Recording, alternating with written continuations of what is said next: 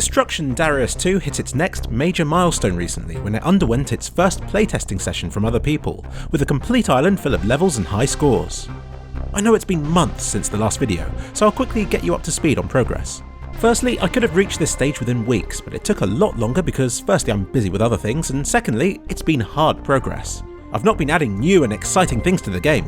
I've been fixing what's already there in a long-winded process of testing, finding a small bug, trying to fix it, and by crushing any extra bugs that pop up along the way.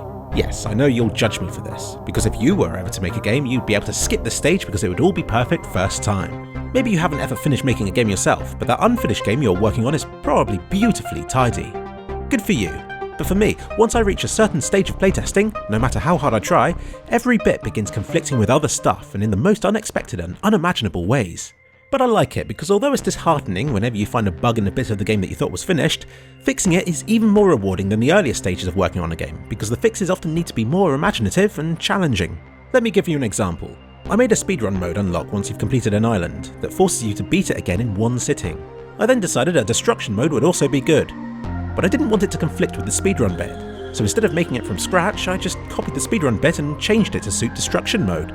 Doing this saves a lot of work, avoids a lot of the problems I already fixed the first time, and ensures that the two game modes never conflict with each other.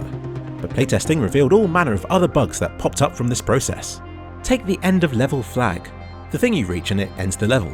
This doesn't need to exist in the destruction game type, but the camera pan when you start the level flies from this point to your start point, so I'd have to rewrite this bit for destruction mode as well, or just position the flag on the player so it doesn't appear to pan at all. So I did that. But then this led to other problems, since in the playtesting stage, people realised that as long as the player was stood in his spawn position, he was invincible. Why? Because once you reach the flag normally, it makes you invincible, otherwise you could die after you reached it, messing everything up. So I had to botch this fix as well. So there you go, a seemingly simple decision has far-reaching consequences. This has happened dozens of times in Destruction Darius 2 so far. Every time I fix a bug I think that's it, only to then find another that's caused by this later on. The only way I can really think of to avoid this is to prepare for every gameplay event and every problem from the moment you start the project. But that makes everything so complicated compared to just working on one bit at a time and doesn't guarantee that you'll avoid these problems anyway, and you miss out on all the cool ideas you have for the game after you've already begun working on it. The solution is to set aside plenty of development time for playtesting, much more than you might originally think. I really think this is why most games are delayed or released in a buggy state. It's good to know that it even takes professionals by surprise. Anyway, playtesting time. On the train back home from my mini holiday, something that takes just under 2 hours, I made an island and its levels from scratch, using the built-in editing tools I've made.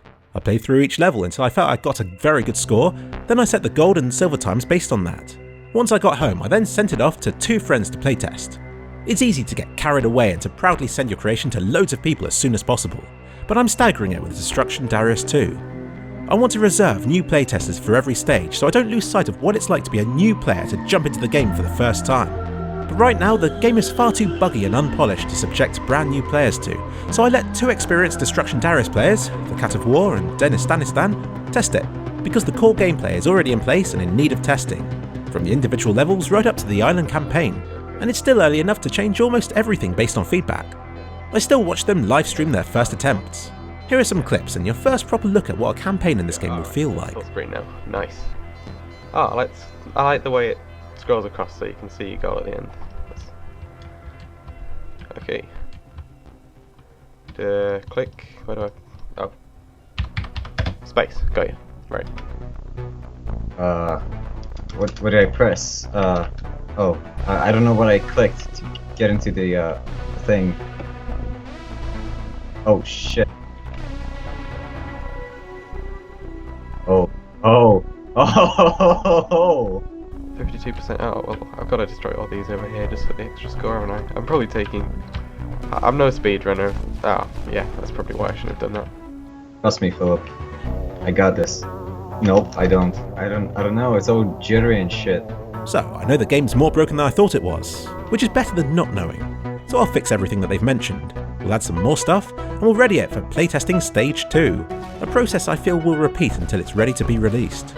And although the end feels further away with every day I invest into Destruction Darius 2, I know I'm making progress. Oh, this one's easy.